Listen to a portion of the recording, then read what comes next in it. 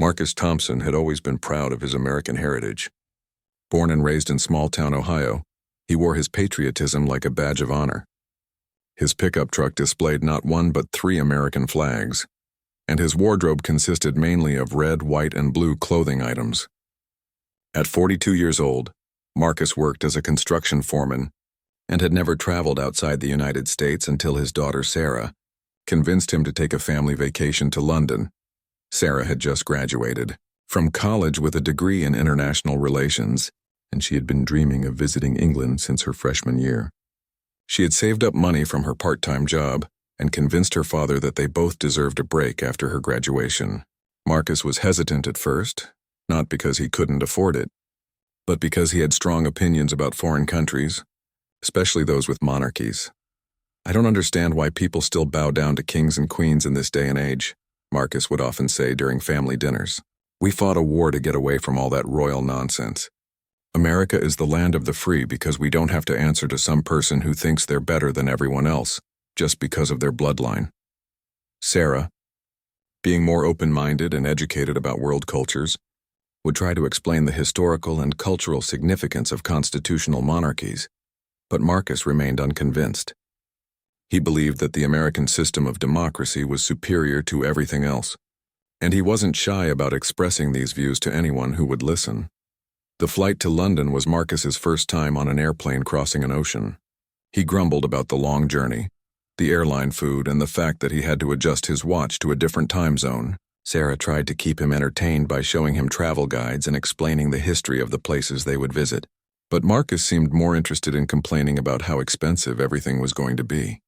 When they finally arrived at Heathrow Airport, Marcus was overwhelmed by the size and bustle of the international terminal. People from dozens of countries were walking around, speaking languages he had never heard before. He noticed the British accents of the airport staff and made several comments about how fancy everyone sounded. Though not all of his observations were particularly flattering, their hotel was located in central London, within walking distance of many famous landmarks. Sarah had planned their itinerary carefully, wanting to show her father the rich history and culture of the city. She hoped that experiencing London firsthand might broaden his perspective and help him appreciate different ways of life. On their first morning, they took a traditional red double-decker bus tour around the city. Marcus was impressed by the architecture, especially the old buildings that had stood for hundreds of years. However, he couldn't help but make comparisons to American cities, often pointing out what he thought were shortcomings in the British approach to urban planning. "Look at how narrow these streets are," he said loudly enough for other tourists to hear. "In America, we build our roads wide enough for real traffic. And why do they drive on the wrong side of the road? It doesn't make any sense."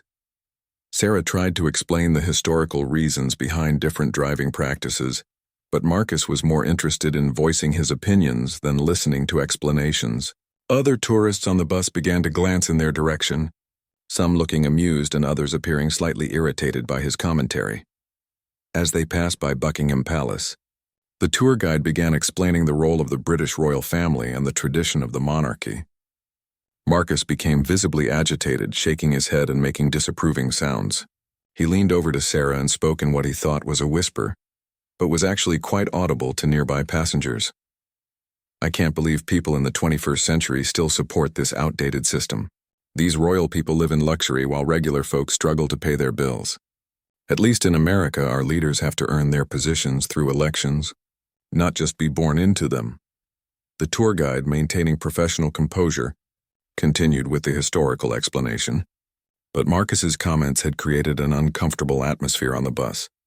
Sarah felt embarrassed and tried to quiet her father, but he seemed to be getting more worked up as they approached the palace. When they finally got off the bus near Buckingham Palace, Marcus was surprised by the crowds of people gathered around the gates. Tourists from all over the world were taking photographs, and many seemed genuinely excited to be there.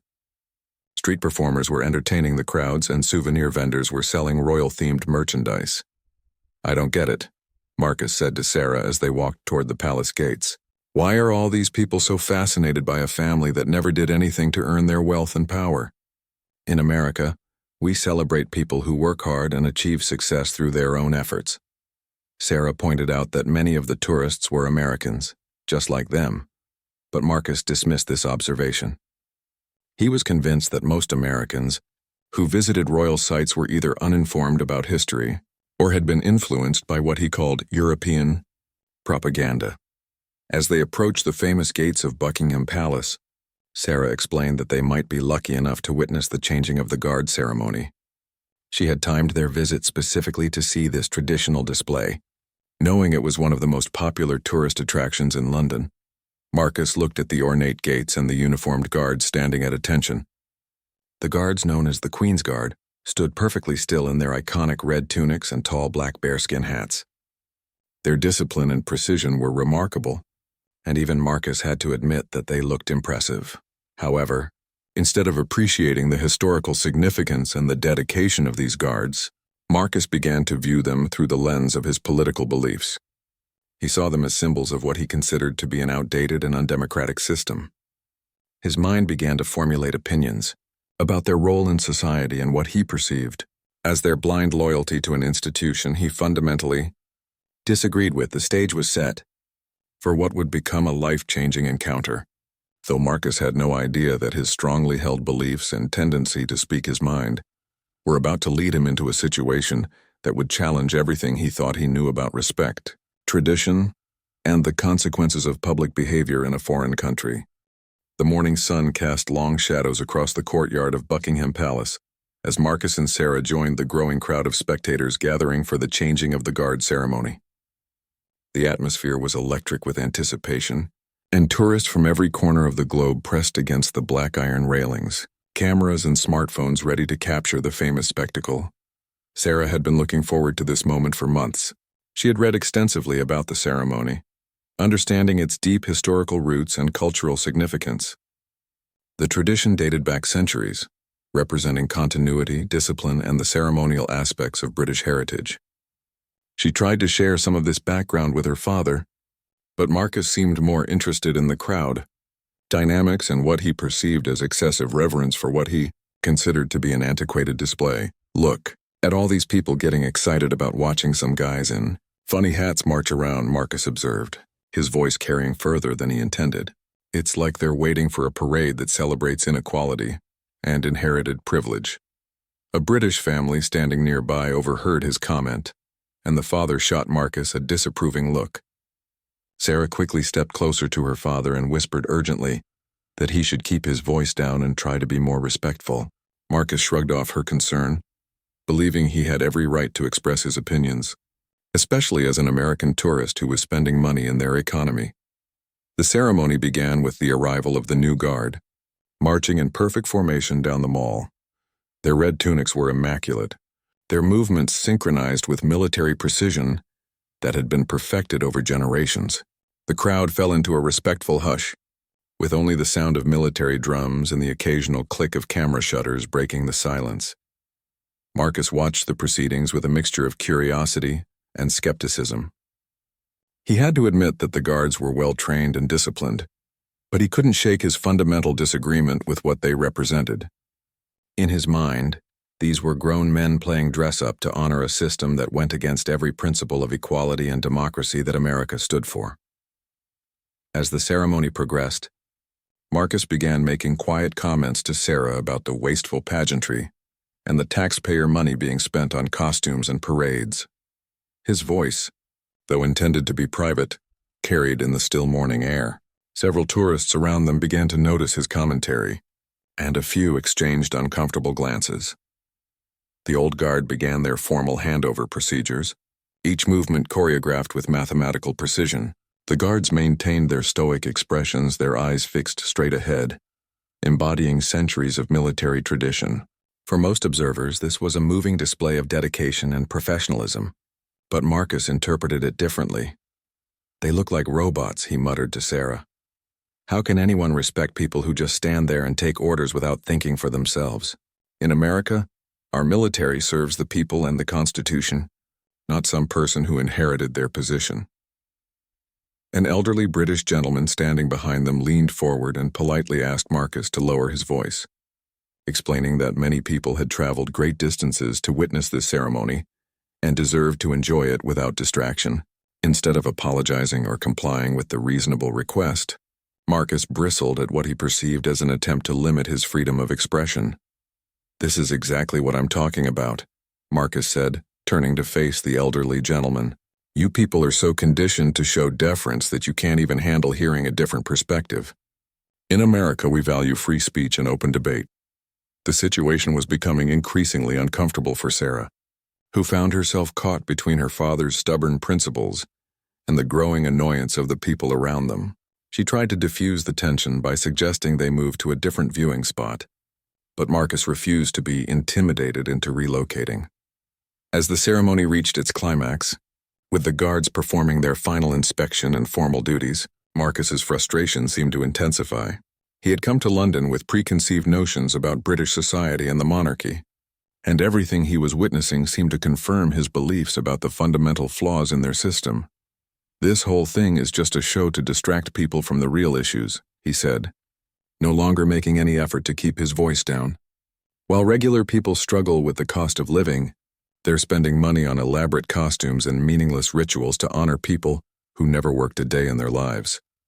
His comments were now drawing attention from a much wider circle of observers. Some tourists looked embarrassed for him, others appeared annoyed, and a few seemed genuinely offended by his disrespectful attitude toward something they found meaningful and beautiful. Sarah grabbed her father's arm and pleaded with him to stop making a scene, but Marcus felt he was finally in his element. He believed he was educating ignorant people about the superiority of American democratic values, and he wasn't about to let social pressure silence him. The ceremony concluded with the guards taking their positions for the day, but the crowd remained gathered, many people taking photographs and discussing what they had witnessed. Marcus saw this as an opportunity to engage in what he considered to be constructive political dialogue with fellow tourists. He approached a group of visitors from Germany and began explaining why he thought their appreciation for the ceremony was misguided. "You should understand better than anyone why it's dangerous to blindly follow traditional authority figures," he said, making an unfortunately poor historical comparison that caused the German tourists to walk away in disgust. Undeterred by their reaction, Marcus continued to share his views with anyone who would listen, and increasingly with people who were trying to avoid him.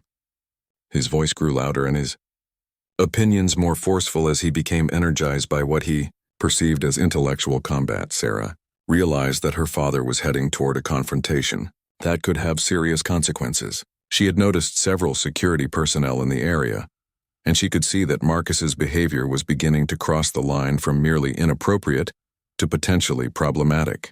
The guards themselves remained motionless and professional, but she wondered how long their patience would last if Marcus continued to escalate his disruptive behavior.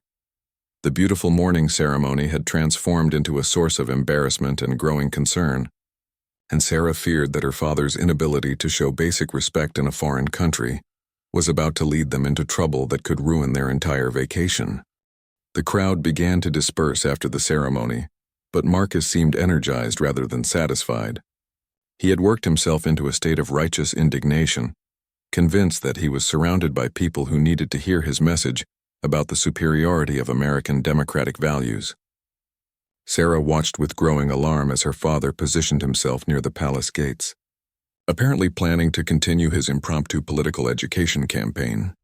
"Dad, please, let's just go get some lunch and see the other sights," Sarah pleaded, tugging at his sleeve. "You've made your point.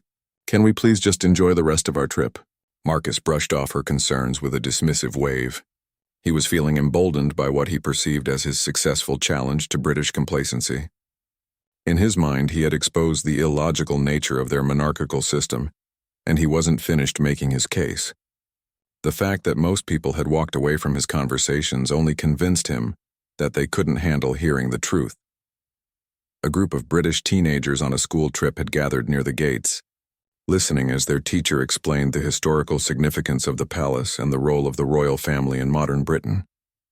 Marcus saw this as a perfect opportunity to provide what he considered to be a much-needed alternative perspective to impressionable young minds. He approached the group and interrupted the teacher's explanation. "Excuse me, but I think these kids should hear both sides of the story," Marcus announced loudly. "I'm an American, And I can tell you that there are other ways to run a country that don't involve bowing down to people who think they're better than everyone else. The teacher, a middle-aged woman with years of experience managing difficult situations, politely asked Marcus to step back and allow her to continue with her planned lesson.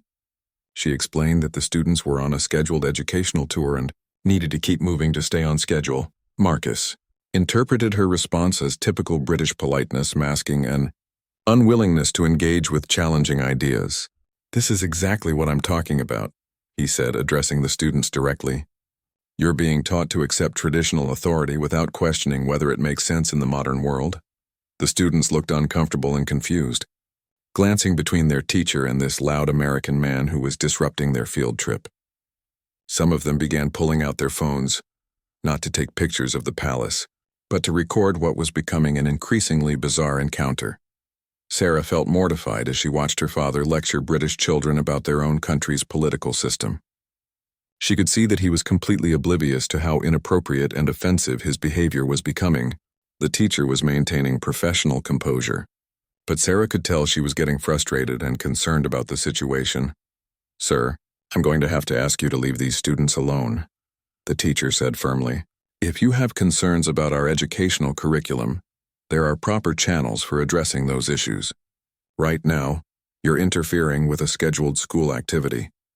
Marcus felt his American sense of free speech being challenged, and he doubled down on his position.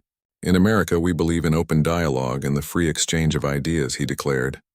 "These young people deserve to hear different perspectives before they're completely indoctrinated into your system."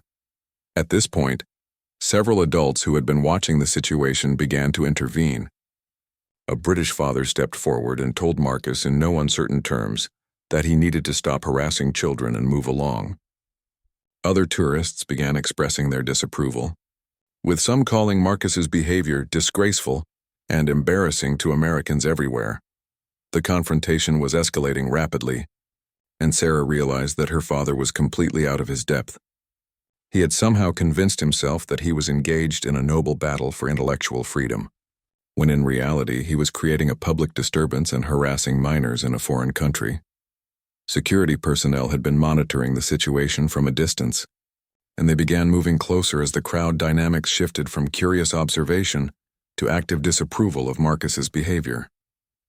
The guards at the palace gates remained motionless, but Sarah noticed that their eyes were no longer fixed straight ahead.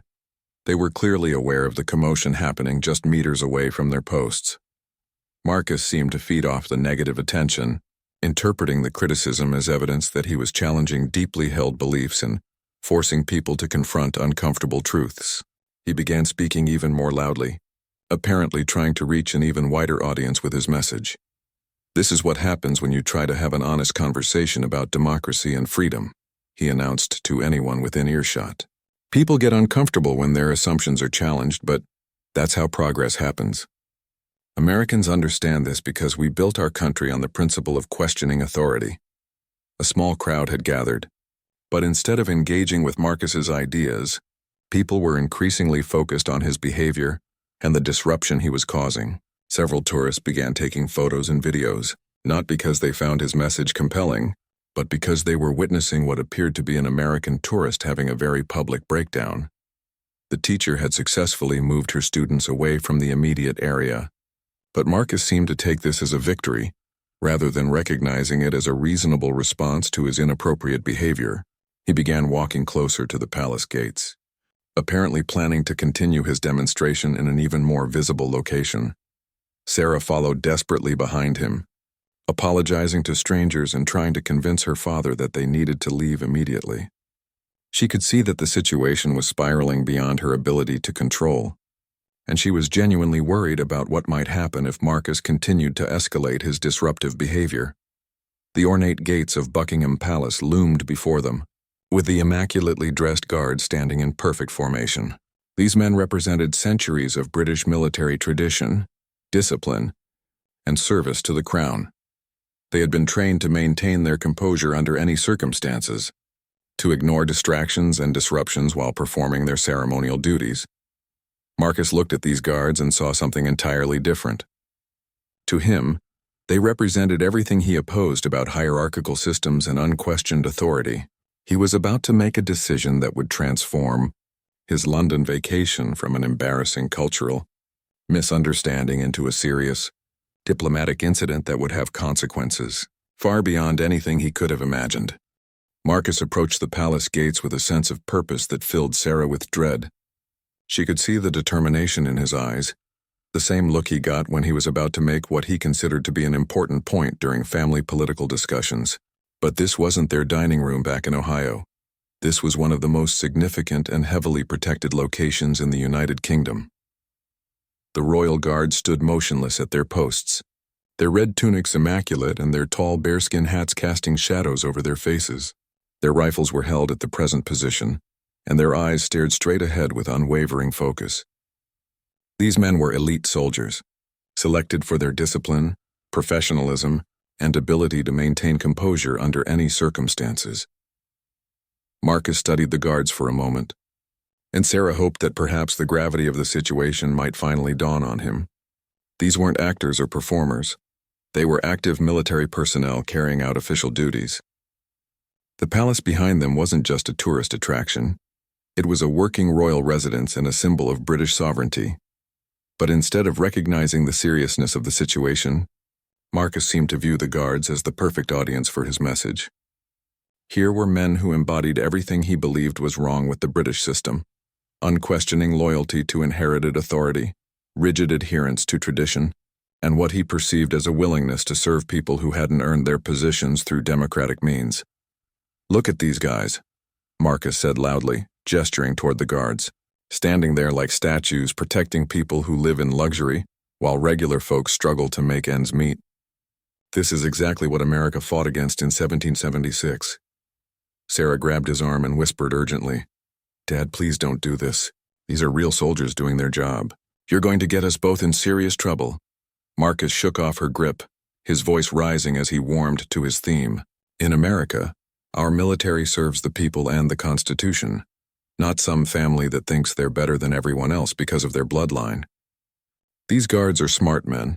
They should be questioning why they're wasting their lives protecting an outdated system."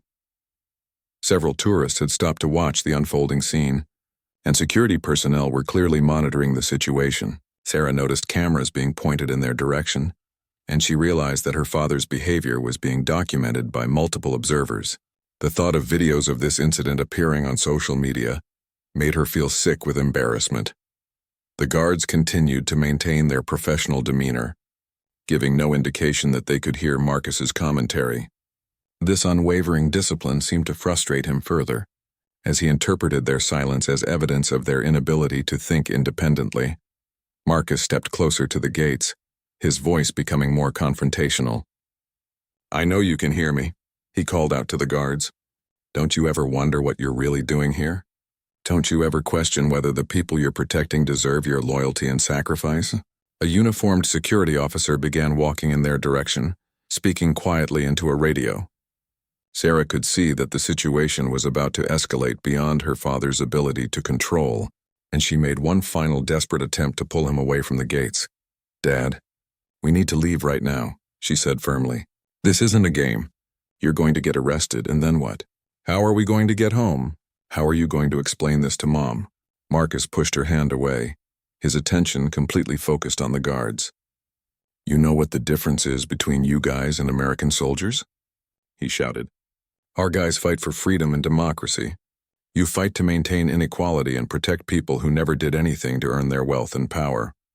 The security officer was now close enough to intervene, and several other personnel were positioning themselves around the area. Sarah could feel the tension in the air shifting from mere disapproval to active concern about a potential security threat. But Marcus was beyond reason now. He had worked himself into a state of righteous fury, convinced that he was delivering a crucial message that these guards needed to hear. In his mind, he was performing a patriotic duty by challenging what he saw as blind obedience to an unjust system. Your queen sits in that palace living like a princess, from a fairy tale, while regular British people can barely afford to heat their homes. Marcus continued, his voice echoing off the palace walls. "And you stand here protecting her like she's some kind of saint instead of just another privileged person who won the lottery of birth." The security officer reached their position and spoke in a calm but authoritative voice. "Sir, I'm going to need you to step back from the gates and lower your voice. You're creating a disturbance and interfering with official duties." Marcus spun around to face the officer, his face flushed with anger and indignation. "Interfering with official duties? I'm an American citizen exercising my right to free speech. In my country, we don't arrest people for having opinions." "Sir, you're not in your country," the officer replied patiently. "You're in the United Kingdom, and you're currently engaged in behavior that could be considered harassment and public disorder. I'm asking you nicely to move along before this situation requires further action." Sarah stepped forward, trying to interject before her father could respond. "Officer, I'm so sorry about my father's behavior. We're tourists and he doesn't understand the protocols here. We'll leave immediately." But Marcus wasn't finished. The officer's polite but firm response had triggered something in him, and he was now viewing this as a fundamental clash between American freedom and British authoritarianism. "You see what I mean?" Marcus said, addressing the gathering crowd of onlookers. "This is how they maintain their system, by silencing anyone who dares to question it. In America, we have the First Amendment. We don't bow down to authority figures who try to intimidate us into silence." The officer's patience was clearly being tested, but he maintained his professional demeanor. He spoke into his radio, and Sarah could see additional security personnel moving into position around the area. The situation was escalating rapidly toward a point of no return. Marcus turned back toward the guards, who continued to maintain their positions with remarkable discipline, despite the chaos unfolding just meters away from them. Their ability to remain focused on their duties while ignoring his provocations seemed to enrage him further. He was about to cross a line that would transform his inappropriate behavior into something far more serious, and Sarah realized that nothing she could say or do would stop him from making a decision that would change both of their lives forever. The moment arrived like a thunderclap that would echo through Marcus's memory for the rest of his life. Standing just feet away from the imposing gates of Buckingham Palace, surrounded by security personnel and horrified tourists, Marcus made a decision that crossed every line of decency, respect, and international protocol. His face red with anger and frustration at what he perceived as British unwillingness to engage with his superior American perspectives, Marcus pointed directly at one of the royal guards and shouted at the top of his lungs, "Your precious queen is nothing but a glorified welfare recipient living off the backs of hard-working taxpayers.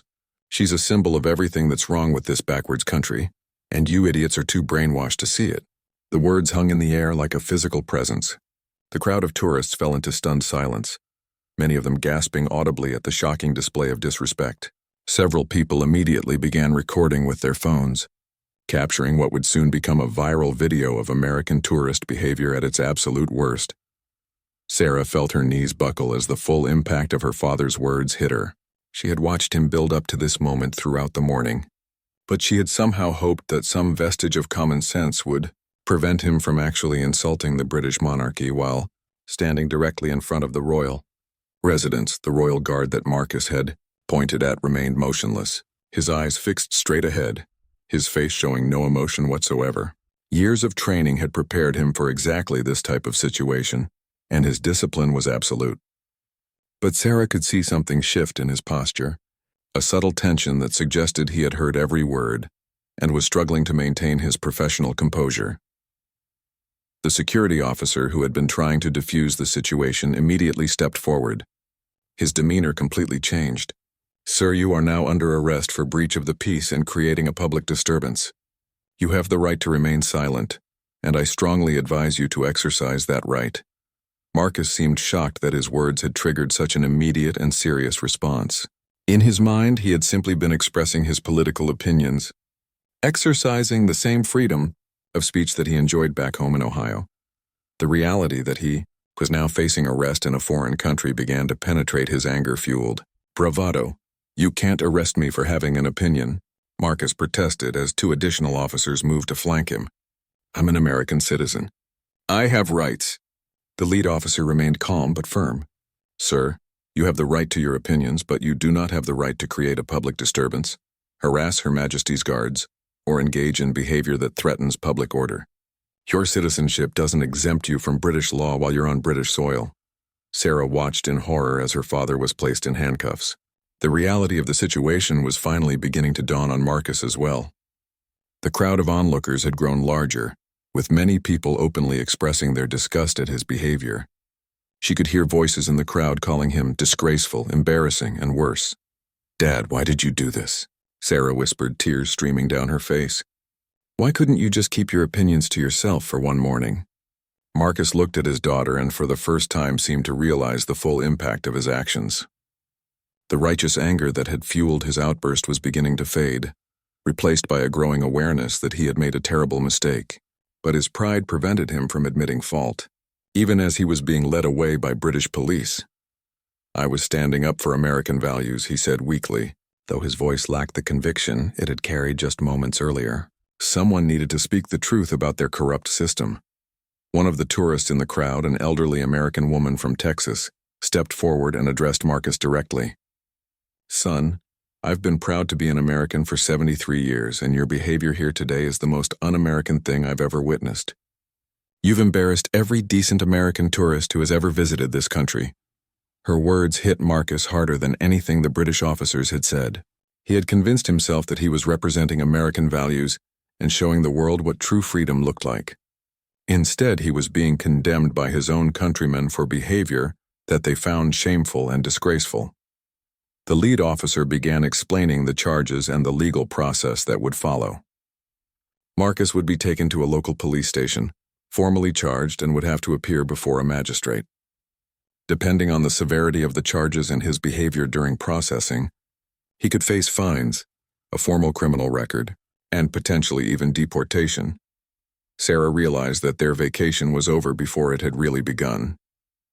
Instead of exploring London's museums and historical sites, she would be spending her time trying to find legal representation for her father and figuring out how to handle the international incident he had created.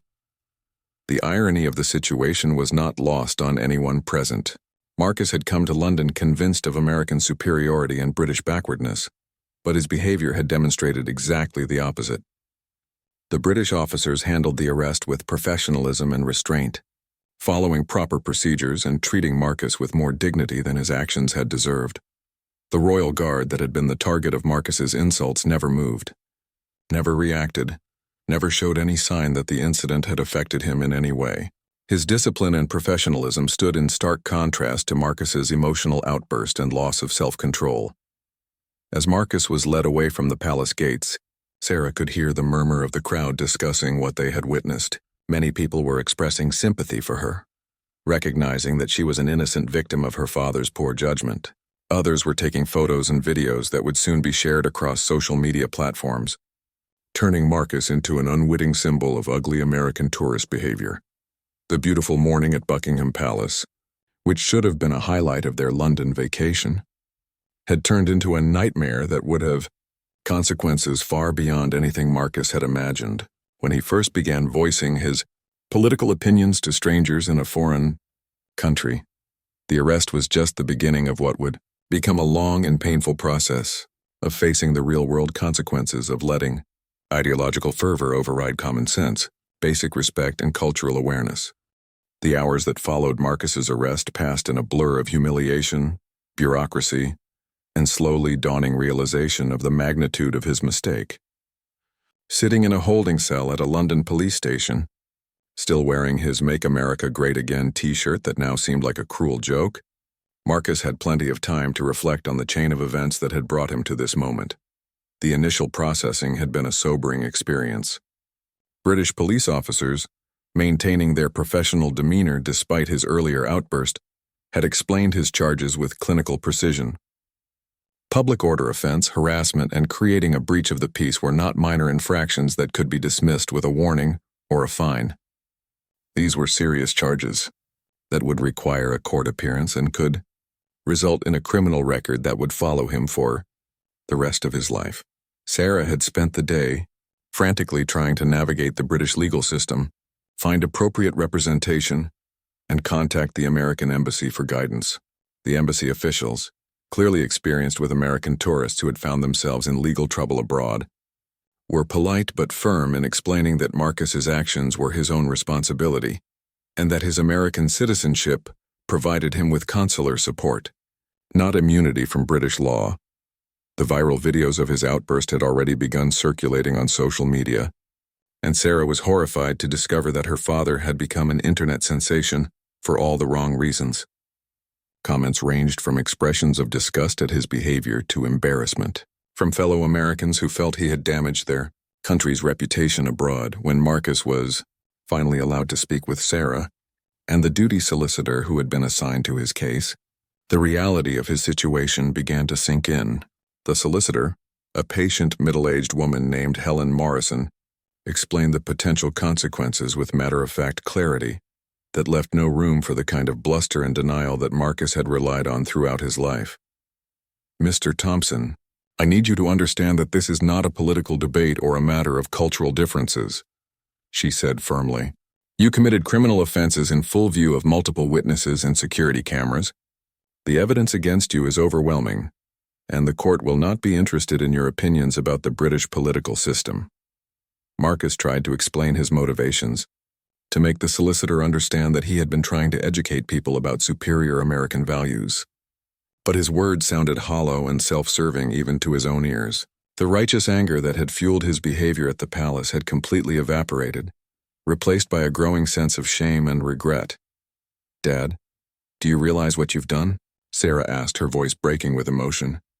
"You've turned our family vacation into an international incident. Mom is going to be devastated when she finds out. Your grandchildren are going to see videos of you online acting like a complete fool." The mention of his grandchildren hit Marcus harder than any legal consequence could have. He had always prided himself on being a role model for the younger generation, teaching them about patriotism, hard work, and standing up for their beliefs. Now he would be remembered as the grandfather who got arrested for insulting the Queen of England while embarrassing his country abroad. Ms. Morrison continued her explanation of the legal process. Marcus would appear before a magistrate the following morning, where he would be formally charged and asked to enter a plea. Given the clear evidence and multiple witnesses, she strongly advised him to plead guilty and hope for leniency from the court. A guilty plea, combined with a sincere apology and demonstration of remorse, might result in a fine and community service rather than jail time. The night in the holding cell was the longest of Marcus's life. The small, sterile room with its hard bench and bright fluorescent lighting gave him nothing to do but think about his actions and their consequences. For the first time in years, he found himself questioning the certainty that had driven his political beliefs and his behavior. He thought about the royal guard who had remained motionless and professional while being verbally attacked by a foreign tourist. That young man had shown more discipline and dignity in a few minutes than Marcus had displayed in his entire adult life. The guard had been doing his job, serving his country with honor, while Marcus had been creating chaos and embarrassment.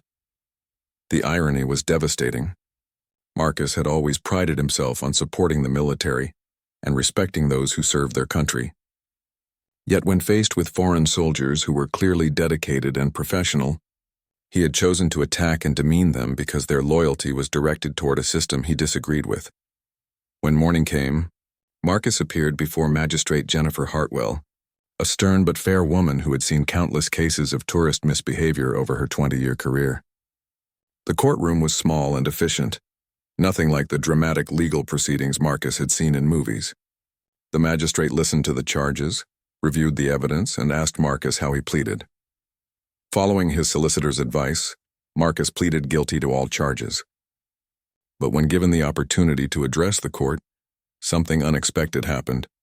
Instead of offering a perfunctory apology designed to minimize his sentence, Marcus found himself speaking from a place of genuine remorse that surprised even him. "Your Honor, I came to London thinking I understood everything about the world and my place in it," he said, his voice quiet and shaky. "I was so convinced of my own righteousness that I forgot basic human decency and respect. I insulted dedicated soldiers who were simply doing their job. I embarrassed my daughter, my country, and myself. I have no excuse for my behavior, and I am deeply ashamed of the person I became yesterday." The magistrate studied Marcus carefully, perhaps sensing that his contrition was genuine rather than calculated.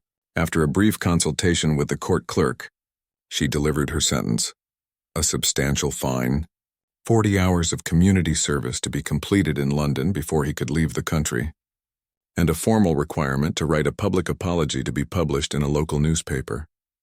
The community service assignment turned out to be the most transformative part of Marcus's punishment. He was assigned to work at a local community center in East London, helping to prepare and serve meals for elderly residents and low-income families. For the first time in his life, he found himself working alongside British people from all walks of life, learning about their struggles, their hopes, and their perspectives on their own country. Mrs. Eleanor Patterson, a 78-year-old widow who volunteered at the center, took Marcus under her wing despite knowing about his arrest. "The thing about respect, dear," she told him while they chopped vegetables for the evening meal, "is that it's not about agreeing with someone. It's about recognizing their humanity and their right to live their life differently than you would." Through conversations with the people he served and worked alongside, Marcus began to understand that his assumptions about British society had been not just wrong but embarrassingly shallow. The people he met were dealing with the same challenges that Americans faced: economic uncertainty, healthcare concerns, family problems, and hopes for a better future. Their political system might be different, but their humanity was identical. On his final day of community service, Marcus received an unexpected visitor. The royal guard he had insulted at Buckingham Palace, now in civilian clothes, had come to the community center. James Mitchell was a 24-year-old from Manchester who had joined the army to serve his country and had worked his way up to the prestigious position of Queen's Guard through dedication and excellence. "Wanted to meet you properly," James said, extending his hand to Marcus. "Not as a guard and a tourist, but as two people who love their countries and want to do right by them." The conversation that followed was perhaps the most important of Marcus's life. James explained that he had grown up in a working-class family, that he served not because he was brainwashed or unthinking, but because he believed in duty, honor, and service to something larger than himself. He respected Marcus's right to disagree with the British system, but he helped Marcus understand that respect and disagreement could coexist. When Marcus finally returned to Ohio with Sarah, he was a changed man. The viral videos of his arrest had made him temporarily famous in his hometown, but not in the way he had ever wanted. However, instead of retreating into defensiveness or blame, Marcus used his experience as a teaching moment. He began speaking at local schools and community groups about the importance of cultural respect, the dangers of assuming superiority over other societies, and the value of listening before judging. His story became a powerful example of how travel could transform understanding, even when that transformation came through painful consequences. Sarah, who had been mortified by her father's behavior, found herself proud of his willingness to learn and grow from his mistakes. Their relationship, which had been strained by his political rigidity, became stronger as he learned to value humility and open-mindedness over ideological certainty. Marcus never stopped being proud of being an American, but he learned that true patriotism meant representing the best values of his country: respect, dignity, and the ability to learn from others, rather than simply asserting superiority over everyone else. His regret was instant, but his growth was profound and lasting, proving that even the most embarrassing mistakes could become opportunities for genuine transformation.